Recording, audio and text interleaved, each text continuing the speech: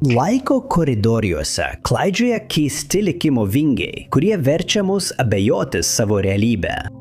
Įvykiai susidėlioja pačiais keisčiausiais būdais. Išryškėja dėsningumai, o niūri simetrija užvaldo tamsą, kiekviena atkartodama visatos tamsų ir iškreiptą humorą.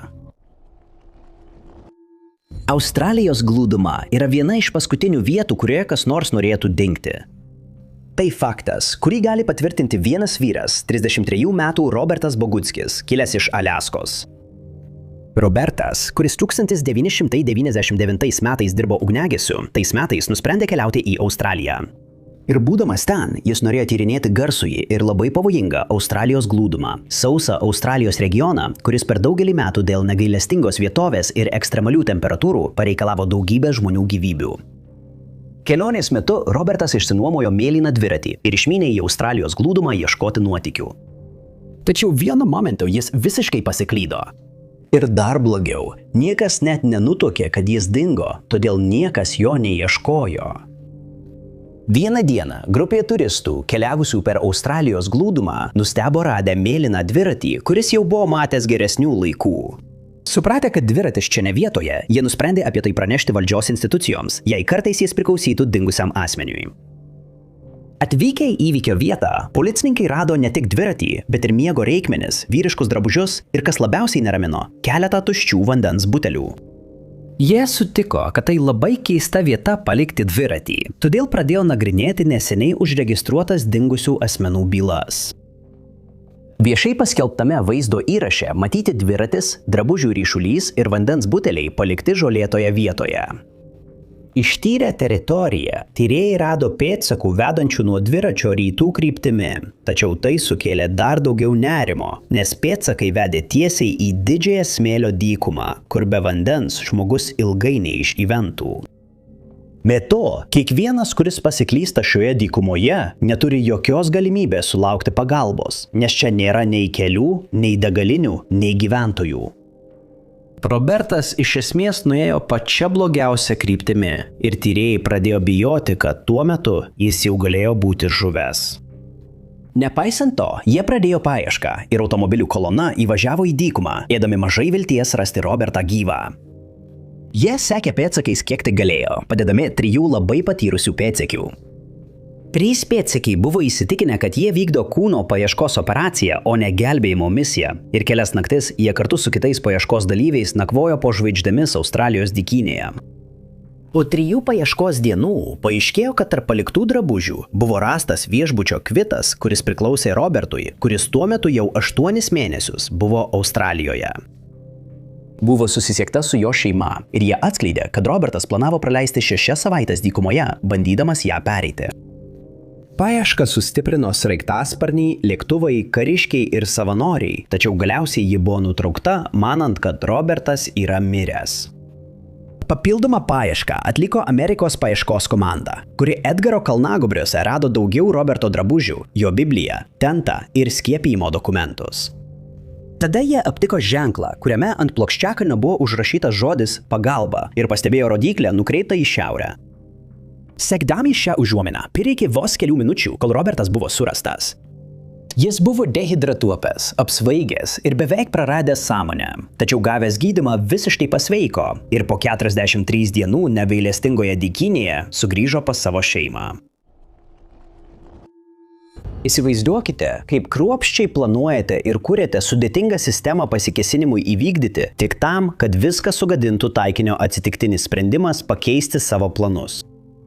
Būtent šį nusivylimą 1939 metais patyrė Georgas Elzeris.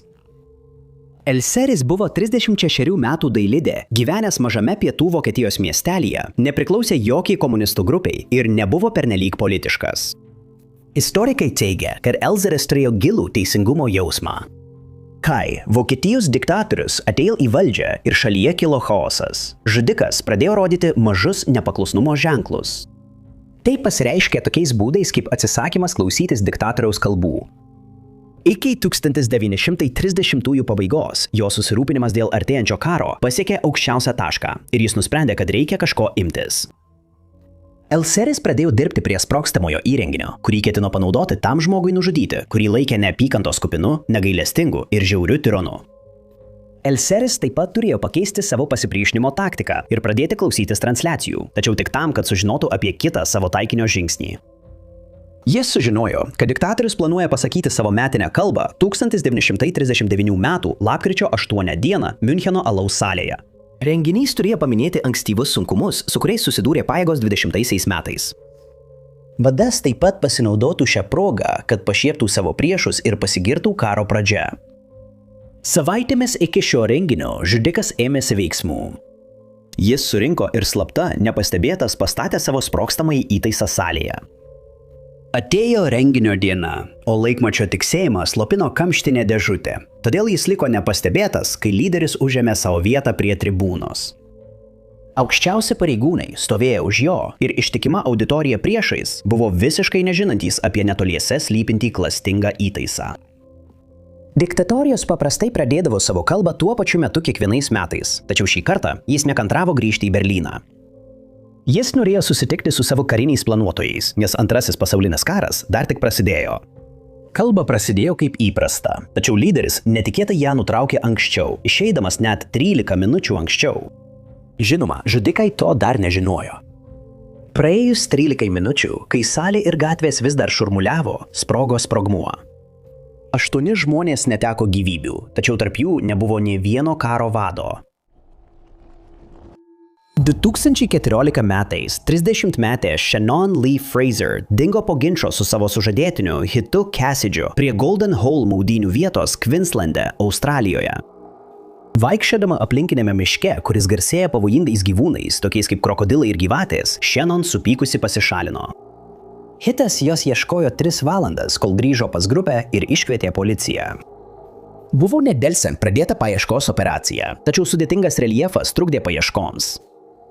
Po 800 valandų, per daugiau nei 15 dienų, paieška buvo nutraukta ir buvo manyta, kad Shannon žuvo nuo laukinio gyvūno užpuolimo arba dėl nepalankių aplinkos sąlygų.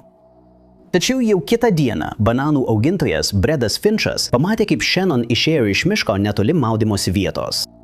Ji buvo stipriai nudegusi saulėje, bet palengvėjusi. Pareigūnai ją nuvežė į Enosvilio ligoninę.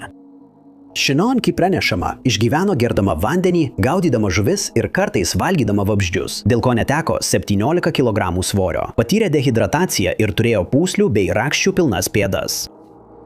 Ji teigė, kad mintys apie vaikus padėjo jai išgyventi. Vienu metu stiprus saulės nudegimas privertė ją 3 dienas gulėti upėje, kad nuramintų odą.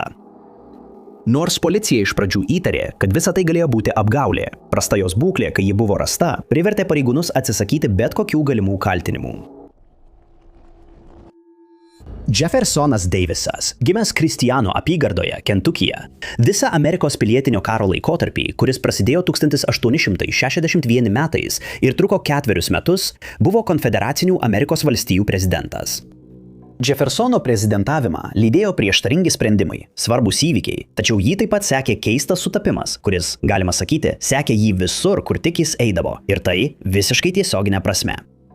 1862 metais jis nusprendė leistis į kelionę po Konfederacijos teritoriją, kurioje aplankė kelias vadavietes. Jo kelionė vedė jį į Virginiją, Tennessee ir Mississippi. Teigiama, kad Davisas gruodžio pradžioje aplankė Fredericksburgą Virginijoje, o po kelių dienų išvyko į Tennessee. Jam išvykus iš šios vietovės prasidėjo Fredericksburgo mūšis, kuris truko kelias dienas ir tapo didžiausiu bei daugiausiai aukų pareikalavusiu pilietinio karo mūšiu. Jame žuvo beveik 200 000 kovotojų. Tai buvo didžiausias gyvybių praradimas per bet kurį pilietinio karo mūšį. Konfederatai laimėjo šį mūšį, o Sąjungos armija patyrė daugiau nei 12 500 nuostolių. Kai žmonės čia neteko gyvybių per 4 dienas, Davisas buvo toli Murfreesboro mieste, Tennessee'e, kur lankėsi pas ten dislokuotus karius. Jis atvyko į Murfreesboro gruodžio 12 dieną ir po kelių dienų vėl išvyko į kitą vietą Mississippi'e. Praėjus mažiau nei 3 savaitėms prasidėjo didysis mūšis, žinomas kaip Staunso upės mūšis, taip pat vadinamas antruoju Murfreesboro mūšiu. Jis prasidėjo gruodžio 31 dieną ir tęsėsi iki 1863 metų sausio pradžios. Šis konfliktas buvo kruvinas ir šį kartą laimėjo Sąjungos pusė. Pergalė pakėlė jų moralę šiaurėje ir suteikė federalams centrinės Tenesio dalies kontrolę. Tarp svarbiausių pilietinio karo laikotarpio mūšių Stoneso upės mūšis pasižymėjo didžiausiu abiejų pusių aukų procentu. Gegužės viduryje Davisas vyko į Richmondą, kur aptarė konfederacijos gynybą su Robertu E. Lee ir Jamesu Longstreetu. Jų pokalbių metu Davisas išreiškė susirūpinimą dėl Vicksburgo ir svarstė, ar jie turėtų bandyti sumažinti įtampą bei spaudimą toje srityje, ar sutelkti savo pajėgas kitur. Praėjus vos 3 dienoms po šio susirūpinimo aptarimo, 1863 m. gegužės 18 d. prasidėjo Vicksburgo apgultis. Vieta buvo strategiškai įsikūrusi prie Misisipės upės, todėl tai buvo itin svarbi pergalė bet kuriai pusiai. Apgultis truko net 47 sunkias dienas, kol galiausiai konfederacijos kariai pasidavė. Tai tapo lūžio tašku sąjungos armijai. Davisas vėliau išreiškė savo nuostabą ir nusivylimą dėl pralaimėjimo. Taip pat keistai sutapo, kad jis išreiškė susirūpinimą dėl Vicksburgo ir svarstė, ar siųsti ten karius, tačiau galiausiai to nepadarė, o sąjungos kariuomenė nugalėjo ten buvusius konfederacijos karius. Laikas tarp kiekvieno jo pasitraukimo iš šių vietovių ir vėliau įvykusių susirėmimų dažnai laikomas ypač reikšmingu konfederacijos karinės istorijos aspektu, ir visi jie klostėsi pagal tą patį sinchronišką sutapimų modelį. Galima tik įsivaizduoti, ką turi jausti dingusio žmogaus šeima, kai jiems pasakoma, kad jų artimasis tikriausiai tapo serijinio žudiko auka. Būtent taip nutiko Richardo Hattono, 21 metų vyro, kuris dingo iš Niujorko 1972 metais. Atveju Richardas buvo žinomas kaip keliaujantis iš miesto į miestą, nes gyveno klajoklišką gyvenimą, tačiau visada sugebėdavo palaikyti ryšį su šeima ir pranešti, kur yra ir kokie jo planai. 1972 metais jis pranešė draugams ir šeimai, kad keliaus iš Niujorko į Kaliforniją, ir jie manė, kad jis susisieks su jais, kai tik atvyks. Tačiau dienos virto mėnesiais, o iš Richardo nesulaukus jokių žinių, jo šeima nusprendė pranešti apie jo dingimą. Tyrėjai padarė viską, kad jį surastų, ir paskelbė jo bylos detales rajonuose tarp šių dviejų miestų. Tačiau niekas nepranešė apie jokius pastebėjimus. Kai daugiau informacijos nepavyko rasti, visi įsitraukusieji pradėjo bijoti blogiausio. Tuo metu gerai žinomas serijinis žudikas Jonas Waynas Gacy'is veikė Kalifornijoje ir daugumą savo nusikaltimų vykdė savo namuose Norvudo parko miestelyje. Buvo manyta, kad Richardas keliavo per šią vietovę, todėl buvo pasiūlyta, jog jis ir Gacy'is galėjo susitikti, o Gacy'is atėmė jam gyvybę. Ši teorija atrodė tinkama, nes Richardas dažnai dirbdavo statybininku, o Gacy'io veikimo būdas dažnai buvo samdyti rangovus darbams savo namuose, po kurių jie dingdavo, būdami jo užpulti. Vėliau paaiškėjo, kad tokiu būdu jis atėmė gyvybę bent 30 vyrų, todėl visiškai nebuvo per drąsu manyti, kad Richardas buvo viena iš jo aukų. Kadangi byloje nebuvo padaryta daugiau pažangos, Richardo šeima vis labiau įsitikino, kad ši teorija yra teisinga. Tačiau jo sesuo Edita atsisakė prarasti viltį, kad jis vieną dieną bus surastas. Ji buvo įsitikinusi, kad jis vis dar gyvas ir niekada nenustojo jo ieškoti. 10-ajame dešimtmetyje ji parašė apie 400 atvirukų ir išsiuntė juos kiekvienam Jungtinių valstijų gyventojui, kurio vardas buvo panašus į Richardso. Tai nepadėjo rasti jokių naujų užuominų ir Richardso likimas liko nežinomas.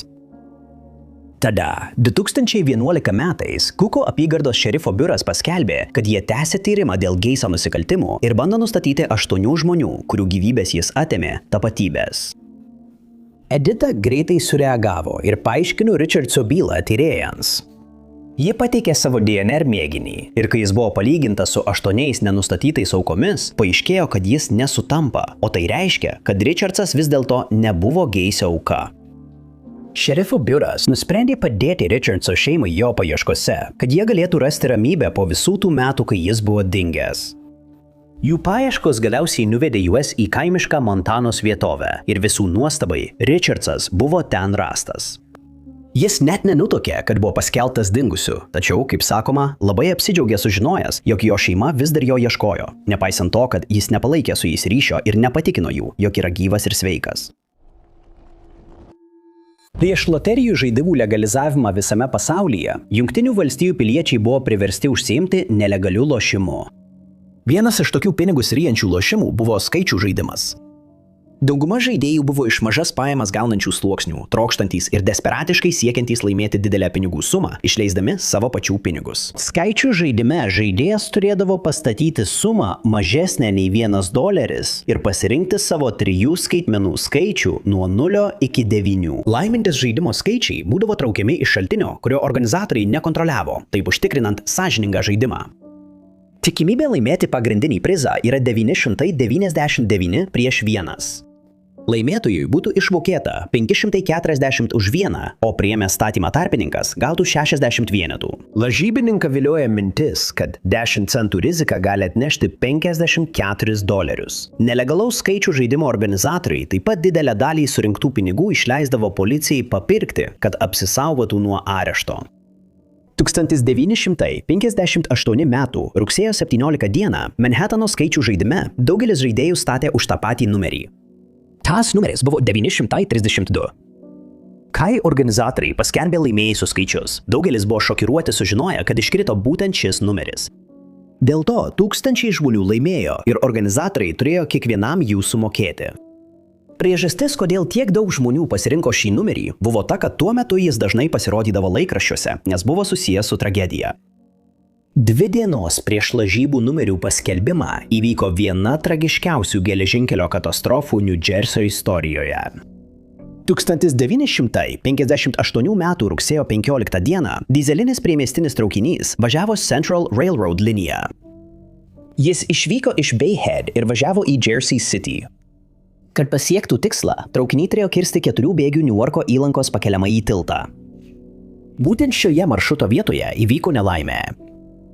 Kirtęs 1,5 mylios ilgio ruožą traukinys turėjo sulėtinti greitį iki 22 mylių per valandą, tačiau važiavo dvigubai greičiau.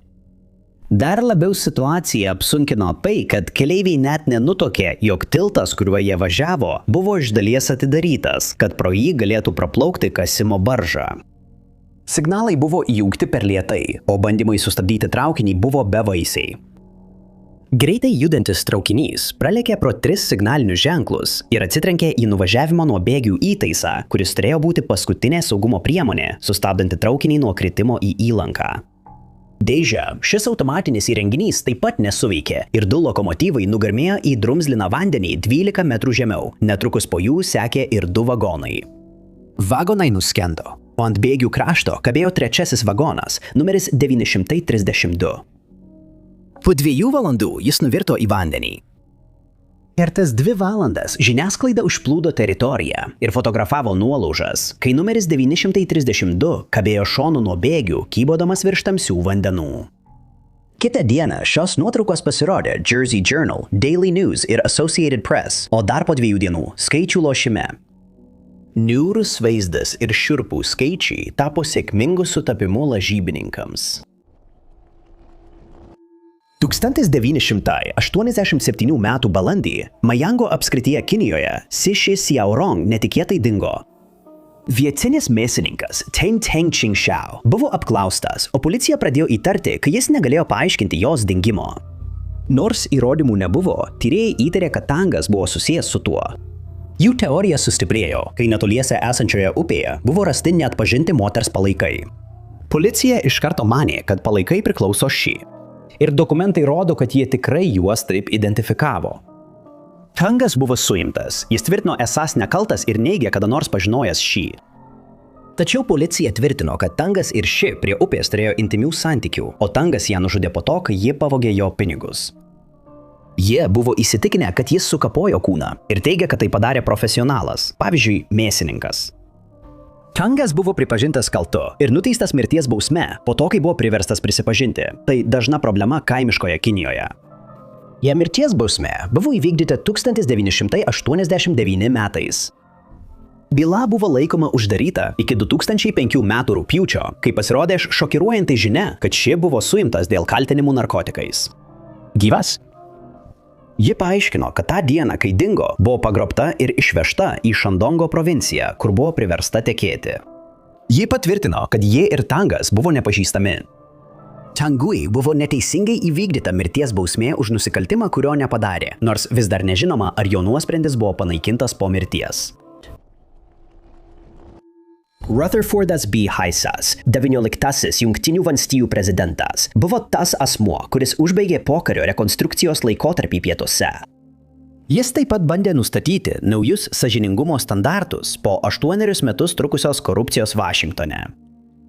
Heisas buvo vienintelis prezidentas istorijoje, kuris užėmė pareigas pagal neeilinės komisijos, sudarytos iš įstatymų leidėjų ir aukščiausiojo teismo teisėjų sprendimą. Jie buvo specialiai paskirti spręsti ginčus dėl rinkimų balsų. Heisas ėjo pareigas nuo 1877 iki 1881 metų. Praėjus 16 metų po paskutiniųjų Heiso metų pareigose, Williamas McKinley's tapo 25-uoju Jungtinių Amerikos valstijų prezidentu. Vadovaujant jam, JAV pradėjo karą su Ispanija. Jis atėjo į valdžią 1897 metais, o jau po metų įgijo pasaulinę imperiją, kuri apėmė Puerto Riką, Guamą ir Filipinus. Jo kadencija truko iki 1901 metai. Priežastis, kodėl šie du labai skirtingi prezidentai, kuriuos skiria beveik 2 dešimtmečiai minimi kartu, yra ta, kad jų istorija siekia kur kas toliau nei galėjome įsivaizduoti. Tai būtų 19-asis prezidentas Heisas ir 25-asis prezidentas McKinley's, kurių ryšys siekia laikus, kai ką tik buvo prasidėjęs pilietinis karas. Tarnavo tame pačiame Sąjungos armijos pulke. Jie liko kartu kaip neatskiriami šešėliai, vienas po kito eidami į prezidento postą. Heisas pradėjo savo pilietinio karo karjerą kaip karininkas 23-ame Ohajo savanorių pėstininkų pulke. Netrukus jis gavo generolo pareigas, po to didžiąją laiko dalį praleido vakarų Virdžinijoje. Ten jis buvo sužeistas bent 4 kartus. Kai Heisas vadovavo 341 pulko vyrui, tarp jų buvo eilinis, kuris vėliau pasirodė esąs Williamas McKinley's. Nors jis buvo vienas iš 100, McKinley's patraukė Heiso dėmesį, nes nekartą įrodė savo vertę mūšio lauke. Vienas reikšmingas momentas įvyko per Antietamų mūšį. Kai žinia apie jo drąsą pasiekė generolą, jis pasiūlė suteikti McKinley'ui 2 leitenanto laipsnį. Aukštesnio rango pareigūnai taip ir padarė, ir tada jis tarnavo Heiso štabe. Karo pabaigoje McKinley's jau buvo pakilęs pareigose ir už savo drąsą bei išskirtinę tarnybą jam buvo suteiktas garbės majoro laipsnis. Po tarnybos pas Heisą majoras jį laikė savo mentoriumi, o Heisas jį laikė savo globotiniu.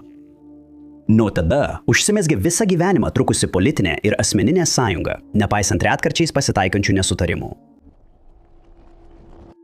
2007 metais Gruzijos šalyje įvyko labai keistas atvejis.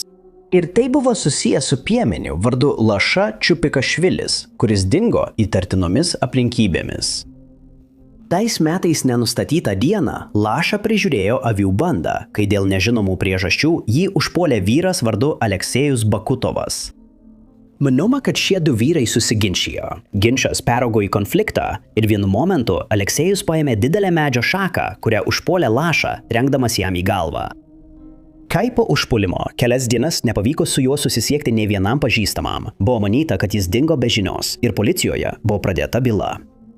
Kai tyrėjams ir paieškos dalyviams nepavyko jo rasti, buvo manyta, kad Aleksejus jam atėmė gyvybę ir jis buvo suimtas.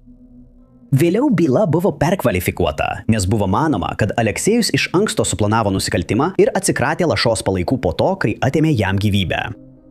Keista, bet oficialus posėdis nebuvo surengtas, tačiau prokuroro tarnyba paprašė Gruzijos apygardos teismo iš karto jį nuteisti.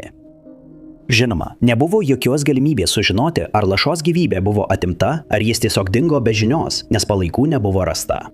Taigi Aleksejus negalėjo tvirtinti esąs nekaltas, net jei ir būtų norėjęs. Dar blogiau, teismui buvo pasakyta, kad jis bandė nuslėpti nuo policijos faktą, jog atėmė Lašos gyvybę. O kai jis buvo pripažintas kaltu, jam buvo skirtas 6 metų laisvės atėmimo bausmė, kas atrodo gana švelni bausmė už žmogaus gyvybės atėmimą, ypač jei nusikaltimas buvo iš anksto suplanuotas. Tačiau vis dėlto Aleksejui neliko nieko kito kaip tik eiti į kalėjimą, nežinant, kas iš tikrųjų nutiko Lašai. Tačiau praėjus 4 mėnesiams po užpuolimo, valdžios institucijos buvo informuotos, kad Laša yra savo namuose kaime ir visą tą laiką buvo ten, gyvas ir sveikas. Tai turėjo būti bylos pabaiga, tačiau valdžios institucijos turėjo kitų planų. Jie suėmė dar 3 žmonės, apkaltinę juos padėjus Aleksejui paslėpti Lašos palaikus. Iš pradžių jie atsisakė prisipažinti dėl šio nusikaltimo, nes žinojo esantys nekalti. Tačiau didėjant spaudimui ir blogam elgesiui iš tardytojų pusės, jie neturėjo kito pasirinkimo, kaip tik prisipažinti. Vėliau paaiškėjo, kad su byla susiję dokumentai neatskleidė, prie ko tiksliai prisipažino šis trejetas. Tačiau nepaisant to, jų nuosprendžiai buvo palikti galioti. 3 kaltinamieji pasirašė kaltės pripažinimo susitarimą, kuris suteikė jiems laisvę, jei jie prisipažins. Jie sutiko ir buvo paleisti, tačiau informavo viešojo gynėjo biurą, kad buvo priversti prisipažinti. Tuo metu Lašai jau buvo oficialiai paskelbtas mirusiu, tačiau išgirdęs, kad 4 žmonės buvo nuteisti, jis kreipėsi į policiją ir pranešė, kad yra gyvas ir sveikas. Jis paaiškino, kad tą dieną jis ir Aleksejus iš tiesų susipyko, o Aleksejus jam smogė medžio šaka, po ko jis prarado sąmonę. Kitą dieną jis nuėjo į darbą kaip įprasta ir tik po 4 mėnesių pažįstamas jam pasakė, kad Aleksejus buvo suimtas už tai, kad atėmė jam gyvybę. Aleksejus galiausiai buvo paleistas, o dėl keliems policijos pareigūnams mestų kaltinimų buvo pradėtas tyrimas, kurio rezultatai nežinomi. Nors ir užgožtas sensacingesnių įvykių, tačiau vis tiek žiniasklaidoje užfiksuotas buvo keistas prezidento Johno F. Kennedyo įprotis. Jis laikė kokosų riešuto kevalą ant stalo ovaliajame kabinete. Nors tai atrodė keista, su tuo buvo susijusi istorija, kuri matyt Kennedy'ui simbolizavo ištvermę. Taip yra todėl, kad kokosų riešutas stebuklingai išgelbėjo jo gyvybę ne kartą, o 2 kartus. Buvo 1943 m. rugpjūčio 2 ankstyvosios valandos. Per vandenis judėjo amerikiečių patrulinis torpedinis kateris numeris 109. Netikėtai pasirodė japonų eskadrinis minininkas. Jis tiesiai rėžėsi į amerikiečių laivą, perkirto jį pusiau. Žala buvo tokia didelė, kad kiti PT kateriai manė, jog įgula žuvo ir paliko teritoriją. Tačiau 11 iš 13 įgulos narių vis dar buvo gyvi ir dabar blaškėsi vandenyje, įsikibę į bet kokias nuolaužas, kurias tik galėjo rasti. Kitas 5 valandas jie dreifavo, kol galiausiai pasiekė koralinę salą. Vienas po kito jie išsikapstė į krantą. Tarp jų pasirodė jaunas Johnas F. Kennedys.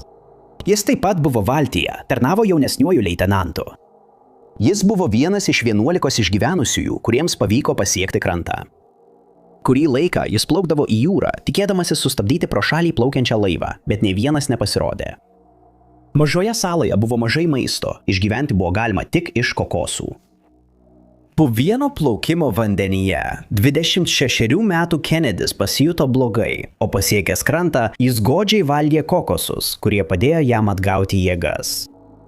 Iki tol jie jau kelias valandas buvo be maisto, o kokosai suteikė taip reikalingų maistinių medžiagų, kurios galiausiai išgelbėjo juos nuo bado.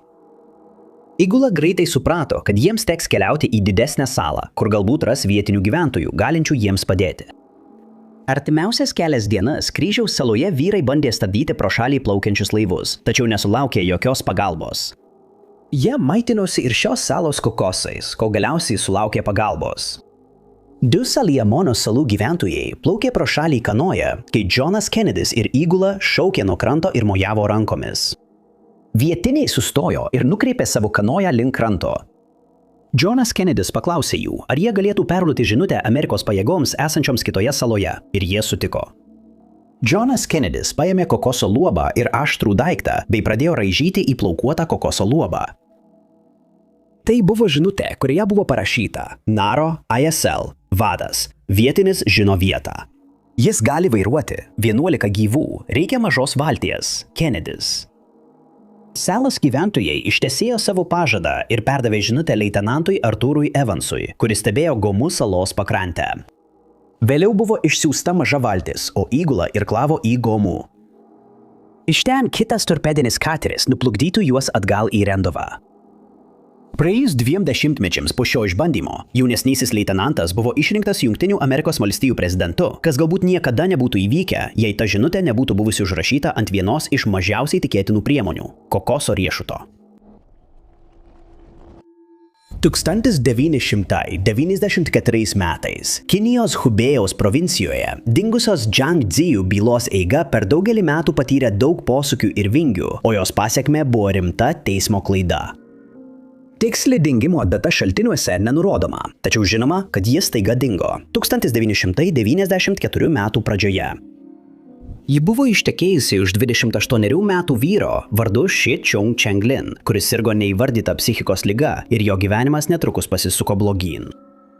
Keletą mėnesių tyrėjams nepavyko pasistumėti Zajų byloje. Niekas nepranešė jos matęs, o jie nepalaikė ryšio su draugais ir šeimos nariais. Praėjus keliems mėnesiams po jos dingimo, policija susisiekė su jos šeima ir pranešė siaubingą žinią. Jie aptiko nežinomos moters palaikus vandens telkinyje netoli poros namų. Ir kadangi buvo įtariama, jog rasti palaikai priklauso Zaju, jos šeimos paprašyta juos atpažinti. Jie iš karto atpažino kūną kaip dingusią moterį ir taip pat pasakė policijai, kad įtarė Chengą Liną, teigdami, jog jo psichikos sveikatos problemos galėjo paskatinti jį atimti jai gyvybę. Jie pridūrė, kad įtarė jį turint romaną ir kad jis galėjo atimti Zaju gyvybę tam, kad galėtų būti su kita moterimi. Tačiau kita šeima kreipėsi į policiją, teigdama, kad rasta moteris buvo jų šeimos narė, tačiau jų prašymai liko neišgirsti ir Čengas Linas buvo paskelbtas pagrindiniu įtariamuoju Zaju byloje. Tačiau neturėdami įrodymų, kad galėtų jį nuteisti, tyrėjai nusprendė jį stebėti ir laukti, kol jis padarys klaidą. Galiausiai jis buvo suimtas tų metų balandžio 28 dieną po 6 dienų sulaikymo. Tuomet jam buvo pareikšti kaltinimai dėl Zajaus gyvybės atėmimo, nors nebuvo jokių konkrečių įrodymų, kad jis buvo kaltininkas. Faktas, kad kita šeima buvo pareiškusi, jog palaikai priklauso jų šeimos nariui, taip pat niekada nebuvo paminėtas, o Čengas Linas neturėjo kitos išeities, kaip tik pasikliauti savo advokato įgūdžiais. Tačiau, nepaisant visų jų pastangų, jis buvo pripažintas kaltu, o spalio 13 dieną Hubėjaus provincijos Dzingdžiau tarpinės instancijos teisme jam buvo paskirta mirties bausmė. Per visą šį laiką Čengas Linas nuolat tvirtino esąs nekaltas, tačiau teismas jo prašymų neišklausė. Tačiau jis nusprendė apskųsti šį nuosprendį. O 1995 m. sausį Hubėjaus aukštasis teismas suteikė jam teisę į pakartotinį bylos nagrinėjimą, pareiškęs, kad nėra pakankamai įrodymų, jog būtų galima galutinai įrodyti jo kaltę. Reikėjo atlikti papildomą tyrimą, todėl pakartotinis bylos nagrinėjimas buvo 2 kartus atidėtas. Tik 1998 m. birželį byla pajudėjo į priekį, tačiau Čengas Linas vėl buvo pripažintas kaltu ir šį kartą nuteistas kalėti 15 metų. Jis dar kartą apskundė nuosprendį, tačiau šis skundas buvo atmestas ir jis suprato, kad ilgai praleis už grotų, vis dar tvirtindamas esąs nekaltas. Tada 2005 m. kovo 28 d. įvyko neįsivaizduojamas dalykas. Praėjus 11 metų po jos dingimo, Zaju netikėtai įžengė į kaimą, kuriame gyveno pora ir nustebino savo šeimą. Dabar jau buvo aišku, kad Čengas Linas buvo neteisingai nuteistas ir tų metų balandžio 1 dieną jis buvo paleistas. 1979 metais vienas vokiečių žurnalas nusprendė surengti rašymo konkursą. Jie nurodė skaitytojams parašyti ir pateikti keistas istorijas kitos savaitės žurnalo numeriui. Netikėtumas buvo tas, kad neįprastos istorijos turėjo būti paremtos tikrais įvykiais arba asmeniniais nutikimais. Žurnalas gavo daugybę istorijų ir keletą jų pasirinko publikuoti kitą savaitę leidžiamame laikraštyje. Tarp jų, žinoma, buvo ir konkurso laimėtojas. Laimėtojas buvo vyras vardu Walteris Kellneris iš Müncheno. Jis parašė žurnalui, išsamei aprašydamas keistą istoriją, kuri jam nutiko asmeniškai. Tam tikrą dieną Walteris paaiškino, kad skrido savo Cessna 421 ir sklendė virš atvirų vandenų tarp Sardinijos ir Sicilijos, kai staiga jo lėktuvas susidūrė su variklio problemomis. Nepavykus pašalinti gedimo, Walteris teigė, kad buvo priverstas atlikti avarinį nusileidimą. Lėktuvas sklandžiai nusileido į jūrą, o pilotui pavyko pasiekti gelbėjimosi valtį, kurioje jis praleido nemažai laiko. Galiausiai gelbėtojai jį pastebėjo ir ištraukė iš vandens. Walteris išgyveno šią sunkią patirtį, todėl galėjo papasakoti neįtikėtiną istoriją. Tačiau, kai straipsnis buvo paskelbtas, žurnalas susidūrė su tam tikromis teisinėmis problemomis. Kažkas perskaitė laikraštį ir pastebėjo, kad ši istorija jam nepaprastai pažįstama. Tas žmogus visą tai jau buvo girdėję anksčiau. Skaitytojas suprato, kad jo draugui iš Austrijos nutiko lygiai toks pats įvykis. Bet kodėl jis dalyvautų vokiškame konkurse, kad papasakotų šią istoriją? Kai jam buvo užduotas būtent šis klausimas, draugas, taip pat vardu Walteris Kellneris iš Austrijos, pradėjo manyti, kad čia įvyko plagiatas. Jis parašė laikraščiui ir pasakė, kad kas parašė šią istoriją, pavogė ją iš jo, nes jam nutiko lygiai tas pats. Laikraštis ištyrė šį teiginį ir atrado labai keistą sutapimą. Abu Walterai Kellnerai buvo skirtingi žmonės, tačiau jų istorijos buvo keistai vienodos. Austrietas Walteris paaiškino, kad skrido savo Cessna 421 virš tos pačios vietovės, patyrė variklio gedimą ir buvo priverstas nusileisti tame pačiame vandenyje. Jis daug laiko praleido gelbėjimosi valtyje, laukdamas pagalbos. Laikraštis ištyrė abi istorijas ir abiejos tikrai įvyko skirtingomis datomis, tačiau visiškai tokiu pačiu būdu. Abiejos buvo tikros, identiškos ir keistas sutapimas. 1954 metais Katrina Dyer buvo apie 25 ir gyveno pensione Denverio mieste. Apie jos gyvenimą iki to laiko žinoma nedaug, tačiau žinoma, kad tų metų kovo 26 dieną ji negrįžo į pensioną ir buvo pradėtas dingusio asmens tyrimas. Tačiau policija nerado jokių jos pėdsakų, o neturėdama jokių užuominų apie tai, kas jai nutiko, tyrimas įstrigo. Maždaug po 2 savaičių, balandžio 8 dieną, 2 žygeiviai susisiekė su policija ir pranešė, kad žygiuodami kanjone Boulderio mieste Kolorado valstijoje rado kažką nerimą keliančio. Atvykus policijai, jie rado moters palaikus, kuri akivaizdu buvo užpulta ir įmesta į kanjoną. Deja, dėl to, kad ji kurį laiką buvo kanjone ir dėl laukinių gyvūnų, jos iš karto identifikuoti nepavyko, tačiau buvo nustatyta, kad jai buvo apie 25 metai. Ji buvo šviesiaplaukė ir kažkada gyvenime jai buvo atlikta apendektomija. Autopsija parodė, kad ji buvo užpulta ir tada įmesta į kanjoną, kur nuo patirtų sužalojimų mirė.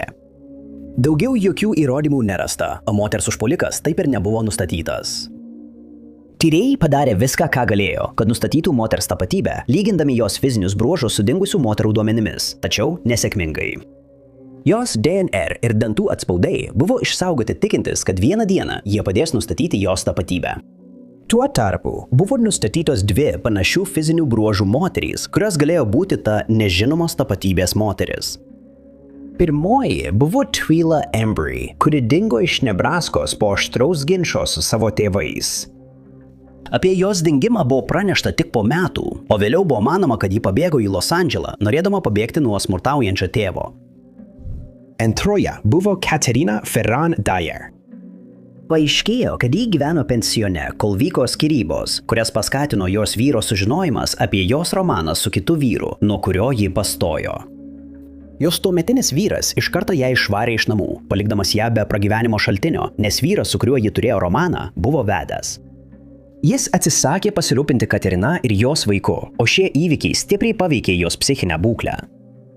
Kai ji negrįžo į pensioną, buvo manyta, kad ji nusprendė pradėti naują gyvenimą, tačiau policija ir toliau jos ieškojo, bet be rezultatų. Vienu metu jos vyras buvo įvardytas kaip įtariamasis jos dingimo byloje, tačiau galiausiai paaiškėjo, kad jis neturėjo jokio supratimo, kas jai nutiko. Tyrėjai mano, kad Katerina buvo ta moteris, kurią tą dieną rado kanjone ir spėja, jog ji galėjo būti pagrobta, kai autostopu keliavo į vakarų pakrantę. Tada 2009 metais globėjai, kurie rūpinosi 84 metų amžiaus moterimi vardu Barbara Queenslande, Australijoje, pakuodami jos daiktus, nes ji turėjo būti perkelta kitur, rado seną Katerinos adresų knygelę. Jie paieškojo to vardo internete ir savo nuostabai suprato, kad Barbara buvo Katerina, kuri tuo metu jau buvo dingusi 55 metus. Ji buvo ištekėjusi antrą kartą, susirado naujų draugų ir sėkmingai pradėjo naują gyvenimą Australijoje. Amerikos pilietinio karo metu iškilo ryški asmenybė, kuri pakilo karjeros laiptais ir tapo konfederacijos kariniu vadu. Johnas Brownas Gordonas per pirmuosius 29 savo gyvenimo metus nebuvo daug pasiekęs. Jis lankė Džordžijos universitetą, tačiau jo nebaigė. Jis taip pat metė savo teisininko praktiką, kad galėtų plėtoti anglies kasyklas šiaurės vakarinėme kampe. Gordonas neturėjo karinį išsilavinimą ir patirties, tačiau kai buvo išrinktas kalnų žygeivių būrio kapitonu, jo gebėjimai atsiskleidė. Jis kilo karinėje hierarchijoje nuo kapitono iki brigados generolo, vėliau iki generolo majoro, o tada iki generolo leitenanto. Gordonas dalyvavo daugelyje pilietinio karo mūšių ir vėliau tapo didvyriu. Pasirodo, kad karininkas vis dėlto nebuvo toks nieko nepasiekęs. Be to, kad buvo sėkmingas vadovas, Gordonas galėjo pasigirti dar vienu pasiekimu. Jis turėjo 9 gyvybės. Būtent šis pilietinio karo laikų veikėjas išgyveno kelis pasikėsinimus į savo gyvybę, iš kurių vienas buvo išgyventas tik gryno atsitiktinumo dėka. Įdubusiame ūkio kelyje Marylande jis gulėjo ant žemės, nors vos prieš akimirką stovėjo išdidžiai, aukštai iškėlęs galvą ir galingų balsų ragino 6-ąjį Alabamos pėstininkų pulką. Jis stovėjo ten ir šaukė kariams, nors 2 jo galūnės jau buvo sužeidusios paklydusios kulkos. Kraudžas sunkėsi iš 2 skylių jo dešinėje kojoje, o dar daugiau tekėjo žemyn kairiąja ranka ir petimi. Tada staiga dar viena kulka tiesiai pataikė Gordonui į veidą. Galvodamas, kad tai pabaiga, kad jo gyvenimas baigtas, jis krito ant žemės veidu į dirvą. Gulėdamas ten ir laukdamas paskutinio atodusio, vadas suprato, kad tai visai nebuvo jo paskutinis atodusis. Paaiškėjo, kad sužeidimas nebuvo mirtinas, nes kulka nekliudė nei smegenų, nei stambiųjų kraujagyslių. Tačiau mirtina būtų buvę nuskęsti savo paties kraujyje. Gordonas buvo sukniubęs į savo kepurę, kuri dabar turėjo prisipildyti raudonų skysčių, arba bent jau taip turėjo būti. Karininkui pavyko apsiversti, jis kosėjo ir springo, bet buvo gyvas. Vėliau jis buvo nuneštas nuo mūšio lauko kartu su kepure ir jam buvo suteikta mediko pagalba. Gordonas aptiko mažytę skylutę savo kepurėje, kuri buvo padaryta anksčiau tą dieną per susišaudymą. Būtent ši skylutė veikė kaip drenažas ir galiausiai išgelbėjo jam gyvybę. Gordonas visiškai pasveiko nuo visų žaizdų, kurias patyrė per Marylando mūšį ir išgyveno, kad galėtų papasakoti savo istoriją. 1970 metais Matėjas Sabatas, Vietnamo armijos seržantas ir transporto specialistas, tarnavo Saigone 507-ojoje transporto grupėje. Jis jau kurį laiką buvo Saigone, o tų metų vasarį atėjo laikas jam vykti toliau. Jam buvo liepta vykti į Fort Bragg, Šiaurės Karolinoje ir atvykus pranešti savo vadovybei. Tačiau tada įvyko kažkas nepaaiškinamo. Mateo niekada nepasirodė, tačiau jo nebuvimas liko nepastebėtas, nes forto vadovybė nebuvo informuota apie jo numatomą atvykimą. Žinoma, kad jis buvo išskraidintas iš Vietnamo JAV oro pajėgų lėktuvu, tačiau vis dar nežinoma, kuriuo reisu jis skrido. Pastangos atsekti jo pėdsakus buvo nesėkmingos, o kariuomenės tyrėjai vis dar sutrikę dėl jo staigaus dingimo. Vėliau paaiškėjo, kad dėl nežinomų priežasčių oro pajėgos nusprendė sunaikinti daugelį savo skrydžių sąrašų ir Matėjo skrydis be abejonės buvo tarp jų. Todėl net nebuvo tiksliai žinoma, kada jis paliko šalį. Jo brolis Kennedys sunerimo, kai ilgą laiką negavo žinių iš Matėjo ir 1973 metais nusprendė susisiekti su kariuomene. Jis parašė laišką, kuriame išreiškė susirūpinimą dėl brolio gerovės ir tik tada kariuomenė suprato, kad prarado vieną iš savo karių. Jis iš karto buvo pavadintas dezertyru, nors šios teorijos įrodymų nebuvo. Tačiau per ateinančius 6 metus jie nerado jokių jo pėdsakų. Kennedys 1979 metais parašė tuometiniam prezidentui Jimmy Carteriui, teigdamas, kad Matėjas niekada savo norų nebūtų pasišalinęs be leidimo. Po susitikimo buvo nuspręsta, kad jis greičiausiai mirė ir dezertyravimo teorijos buvo atsisakyta. Tai paaiškėjo po to, kai buvo apklausti Matėjo šeimos nariai ir draugai ir paaiškėjo, kad jis buvo garbingai tarnavęs kariuomenėje 24 metus ir nebuvo tas žmogus, kuris pabėgtų nuo savo pareigų. Matėjo vardas buvo įrašytas į Vietnamo memorialą, tačiau prie jo vardo buvo pridėtas mažas kryželis, rodantis, kad jis laikomas dingusiu, o ne mirusiu. Kennedys atsisakė prarasti viltį surasti savo brolį ir rašė kelioms šalims, įskaitant Kambodžą, Vietnamą ir Laosą. Tačiau, kad ir su kuo jis kalbėjo, jis nepriartėjo prie atsakymo, kas nutiko Matėjui. 26 metus jo likimas išliko paslaptimi, kol 1996 metais jis pagaliau buvo surastas. Tuo metu jam buvo 73 metai, tačiau jis galėjo pateikti paaiškinimą. Jis teigė, kad iš tikrųjų išvyko iš Vietnamo karinių oro pajėgų lėktuvu, tačiau atvykęs į Kaliforniją pradėjo gyventi su moterimi vardu Juanita Collins ir jos šeima. Jis padėjo rūpintis jos motina ir broliu, kurie abu buvo labai sunkiai sergantys, ir netrukus jis pasikeitė vardą į Robertas Fernandesas. Vėliau jis persikėlė į Roseville, Džordžijos valstijoje, kur rūpinasi Juanita, kuri taip pat susirgo. 1996 metais jis nuvyko į Četanugos socialinio draudimo biurą prašyti išmokų, tačiau turėjo naudoti savo tikrąjį vardą. Ir pagaliau Kennedys buvo informuotas, kad jo brolis gyvas. 1940 pradžioje jauna moteris iš Otavos, Kanados, pagimdė 2 sūnus. Dėl nežinomų priežasčių abu berniukai buvo perduoti vaikų pagalbos draugijos globai, kur jie buvo įtraukti į įvaikinimo sąrašus. Dar būdamas mažas, vienas iš berniukų buvo įvaikintas ir jam buvo suteiktas vardas Ronas Kolas. Jis liko Otavoje su Kolo šeima didžiąją dalį savo vaikystės. Tačiau kai tapo jaunuoliu, Ronas nusprendė išvykti iš savo gimtojo miesto. Jis prarado ryšį su daugeliu savo vaikystės draugų ir tapo ūkininku. Praėjus bent 20 mečiams, smalsumas taip užvaldė vyrą, kuriam dabar buvo virš 40, kad jis pradėjo ieškoti savo biologinės šeimos. Jis pradėjo ieškoti savo biologinės motinos, tačiau sužinojo, kad jos jau nebėra gyvųjų tarpe.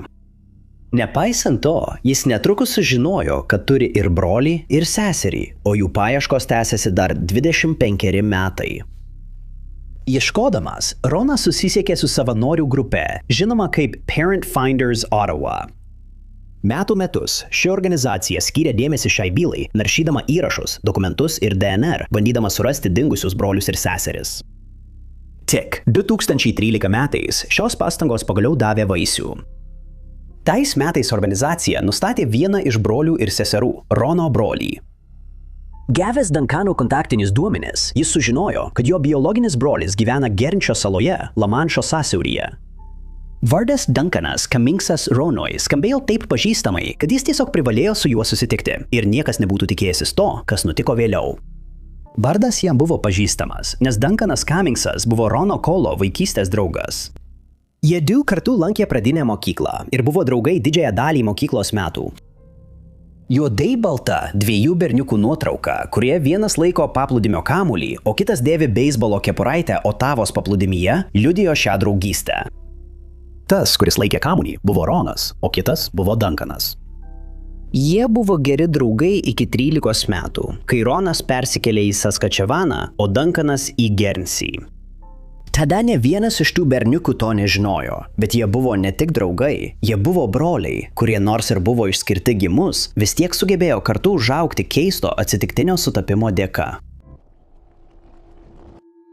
Garsi popmuzikos žvaigždė Duffy, kurios tikrasis vardas yra Amy Ann Duffy, 2008 metais išleido savo debiutinį albumą Rock Fairy, kuris buvo labai gerai įvertintas.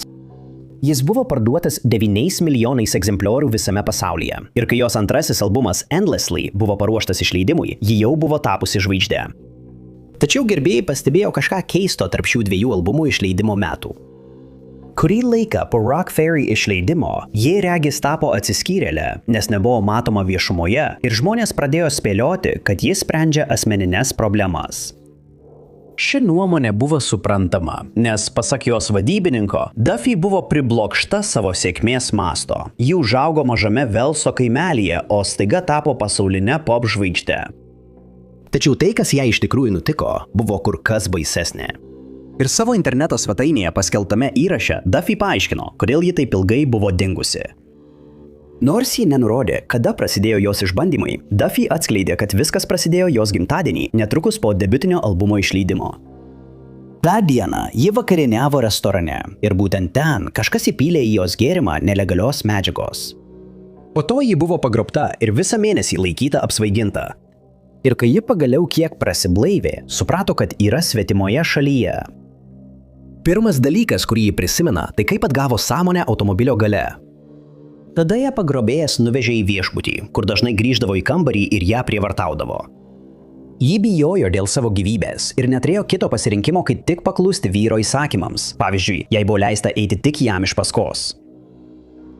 Vienu metu jis svarstė pabėgti iš viešbučio kambario, kol vyras miegojo, tačiau neturėjo pinigų nuvykti į kitą miestą ir bijojo, kad jei būtų padauta, jis atimtų jai gyvybę.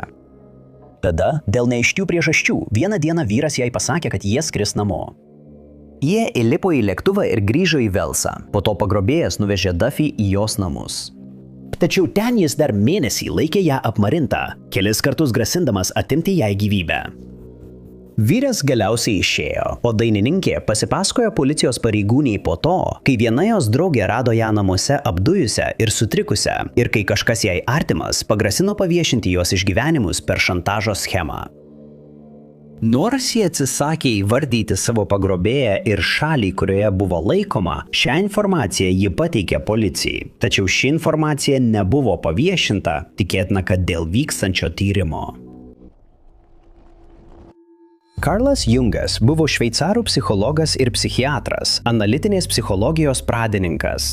Jis sukūrė introvertiškas ir ekstravertiškas asmenybės archetipų sąvokas, taip pat gilinosi į kolektyvinę pasąmonę. Jo darbai galiausiai atvedė jį prie neįtikėtino sutapimo reiškinio, sąvokos, kurios aiškintoju jis tapo. Jis kalbėjo apie vidinius ir išorinius pasaulius, pasąmonę ir priežastinį ryšį. Būtent šios idėjos ir mokymai vieną dieną taps tobulų pavyzdžių to, ką Jungas turėjo omenyje sakydamas sinchroniškumas, prasmingas dviejų ar daugiau įvykių sutapimas, kai čia veikia kažkas daugiau nei vien atsitiktinumas. Dirbdamas psichologu, Jungas gydė jauną moterį, kuri buvo apibūdinta kaip labai išsilavinusi ir rimta. Vieną dieną ji atėjo į jo kabinetą, kur jos gydytojas pastebėjo, kad jos noras psichologiškai keistis visiškai neegzistavo. Jungas suprato, kad vienintelis būdas jai padėti būtų, jei atsirastų kažkas netikėto ir neracionalaus, kas leistų jam prasibrauti arba bent jau suminkštinti jos racionalistinį kiautą. Sėdėdama kėdėje, jauna moteris pradėjo pasakoti psichologui apie keistą sapną, kurį sapnavo praėjusią naktį. Ji paaiškino, kad sapne jai buvo padovanotas papuošalas. Jis buvo auksinio skarabo vabalėlio formos, brangus papuošalas. Jungas buvo susipažinęs su čia vaizduojamu simboliu. Vabalas buvo Egipto simbolis, kuris Jungo manymu siejosi ne tik su kažko pabaiga, bet ir su transformacija. Klausydamasis psichologas vaikščiojo po kambarį ieškodamas to netikėto ir neracionalaus dalyko. Galiausiai jis atsisėdo į savo kėdę ir toliau klausėsi savo paciento pasakojimo. Būtent tada keistas baksnojimo garsas patraukė jo dėmesį. Jis sklido iš už jo nugaros. Atsisukęs Jungas pamatė vabzdį plasnojantį prie lango. Jis priėjo ir atidarė langą, leisdamas padarui įskristi, kad galėtų jį pagauti. Kai jis atvėrė savo delną, jo pacientas pažvelgė vidun ir viduje buvo skarabas. Nors vabalas buvo kitokios spalvos nei tas, kurį ji buvo mačiusi, jis buvo artimiausias analogas jaunos moters pasakojimui. Ne tik sapno simbolis atitiko transformaciją, kurios Jungas norėjo savo pacientei, bet jis taip pat pasireiškė fiziškai. Vidinis pasaulis tapo išoriniu pasauliu. Be to, psichologas gavo tai, ko tikėjosi – netikėtumą ir iracionalumą. Auksavabaliai tuo metu, kai įvyko šis įvykis, buvo dažni. Tačiau neįprasta buvo tai, kad kambarys, kuriame buvo Jungas ir jo pacientė, buvo tamsus. Bandymas patekti į prastai apšviestą kambarį buvo laikomas nebūdingu šiai rūšiai. Atrodė, lyg ji būtų ten atėjusi turėdama tikslą. Dar labiau sutapimas buvo tai, kad šis įvykis nutiko būtent tam žmogui, kuris kūrė šį terminą ir jo supratimą.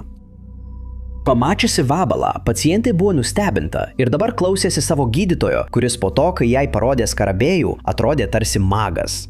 Jos gynybinės sienos nusileido ir net leido Karlui Jungui rasti pavyzdį, pagrindžiantį jo archetipų ir unus mundus sampratas, kad visą tai paaiškintų. Yra daug asmenybių, kurios dominuoja mūsų praeityje. Kai kurie buvo herojai, kiti buvo klastingi ir atnešė pasauliui tamsą. Tarp šių dviejų titulų slypi generolas, imperatorius ir tironas, dominuojanti 18 amžiaus Prancūzijos revoliucijos istorinė asmenybė – Napoleonas Bonapartas. Išgarsėjęs šiuo laikotarpiu, jis buvo paskelbtas Prancūzijos imperatoriumi. Šias pareigas ėjo nuo 1804 iki 1814 metų, o vėliau dar kartą 1815. Didžiąją Napoleono istorijos dalį užima Napoleono karai, prasidėję 1803 metais ir pasibaigė 1815 jo mirtimi. Tačiau šis istorinis veikėjas garsėjo ne tik karais ir mūšiais. Valdant Napoleonui, prieš jo gyvybę buvo surengta nuo 20 iki 30 pasikėsinimų. Tai apėmė bandymus pagrobti, išpuolis prieš jo karietą ir netgi užnuodytą tabokinę. Tačiau garsiausias nesėkmingas pasikėsinimas buvo sužlugdytas visiškai atsitiktinai. Sąmokslas įvyko 1800 metais, kai Napoleonas dar nebuvo pakilęs karjeros laiptais. Sąmokslas, nors ir buvo kruopščiai suplanuotas ir atrodė nepriekaištingas, buvo sužlugdytas dėl tokio paprasto dalyko kaip drabužių pakeitimas ir apsvaigęs vežikas. Viskas prasidėjo tų metų gruodžio 24 dieną, kai sąmokslininkai susirinko galutinai suderinti savo veiksmų. 3 vyrai surinko sprogstamąjį įtaisą, žinomą kaip pragaro mašina. padėjo jį į vyno vežimą ir paslėpė maršrute, kuriuo Napoleonas turėjo važiuoti į Paryžiaus operą. Kad tiksliai nustatytų sprogimo laiką, jie pasitelkė jauną mergaitę.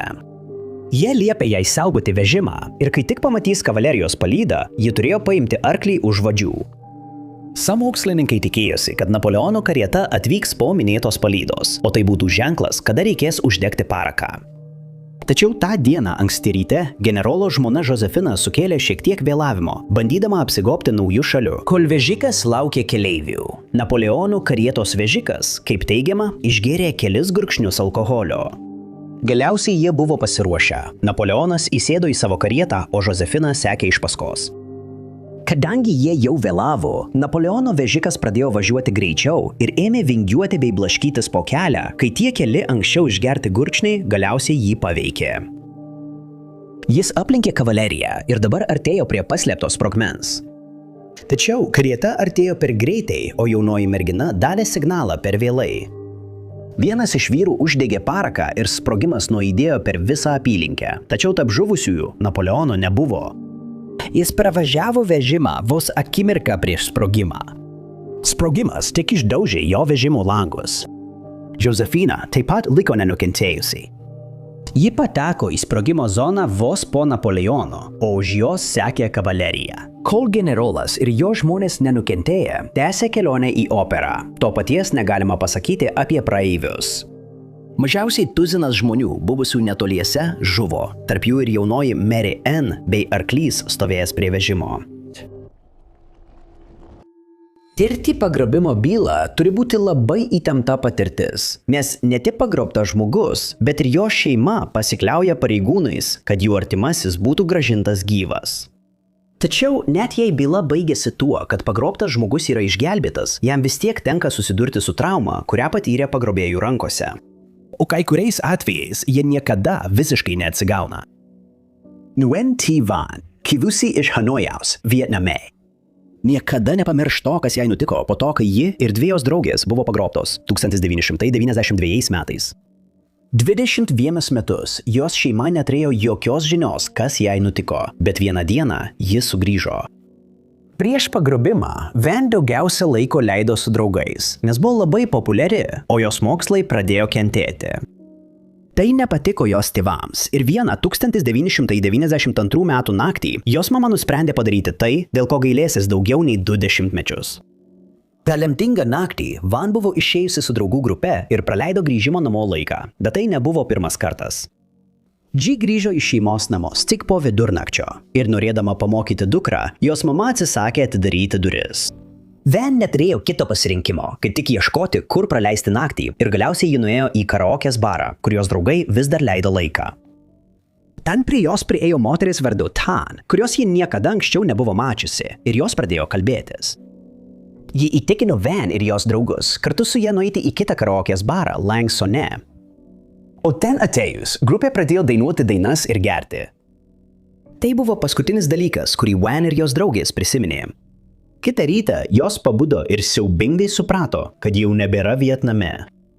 Jos buvo priverstinai išgabentos į Kiniją ir savo nuostabai pamatė, kad ten buvo ir Tan.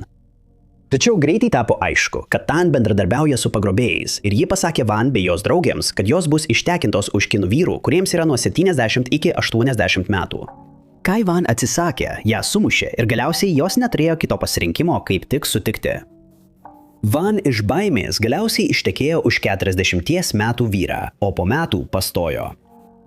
Iš pradžių ji visiškai nežinojo, kur yra, nes buvo atvežta į vyro namus užrištomis akimis. Tačiau laikui bėdant, jai pavyko suprasti, kad ji yra Guangdongo provincijoje.